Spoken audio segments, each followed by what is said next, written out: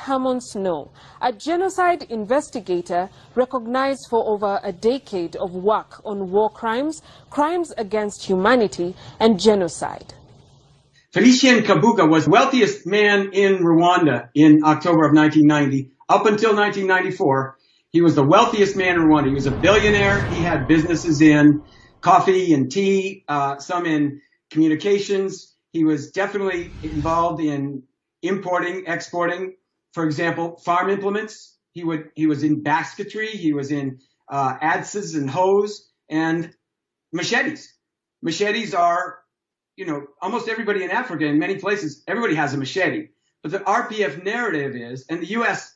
British narrative is, that Felicien Kabuga imported these machetes with the intent to commit atrocities, slaughtering Tutsi people. But that's the mainstream established RPF narrative.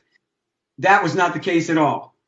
The subtleties and the details are much more significant. For example, he's accused of being the mastermind behind what is known as Radio Milkalin's radio, the RTF, the genocide radio, RTLM. But Felicien Kabuga was not the director of RTLM. He was one of the founding members.